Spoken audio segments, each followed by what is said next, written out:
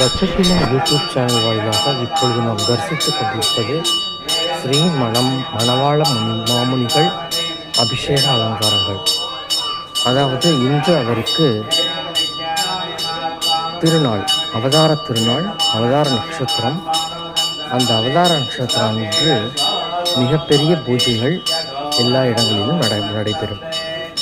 இந்த மணவாள மாமுனிகள் யார் அப்படின்னா, ஸ்ரீ ராமானுஜரின் மறு அவதாரம் என்று சொல்லப்படுகிறார். இவர் அந்த 4000 திவ்ய பிரபந்தத்தை தொகுத்து வழங்கியிருக்கிறார். நாதமுனிகள் தொகுத்து வழங்கினாங்க. அது சில சமயம் காணாமல் போனதாகவும், இவர் அதை ரெகுலரைஸ் பண்ணி இவர் அதை காப்பாற்றி திரும்ப எடுத்து படி எடுத்து இவர் வச்சதாகவும் ஒரு ஐதீகம்.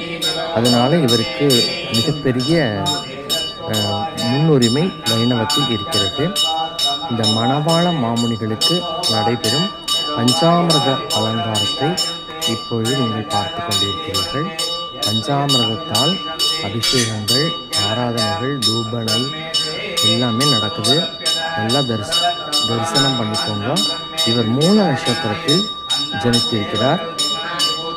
மணவாள மாமுனிகள் ராமானுஜரையே என்ன சொல்லுவாங்க அப்படின்னா, ஆதிசேஷனுடைய அவதாரம் அப்படின்னு சொல்லுவாங்க. ஆதிசேஷனோட அவதாரம் லக்ஷ்மணராக இருப்பார் ராமாயணத்தில். அடுத்து எடுத்த அவதாரம் லக்ஷ்மண அவதாரம். அதுக்கடுத்தது ராமானுஜர், அதுக்கடுத்தது மணவாள மாமுனிகள்.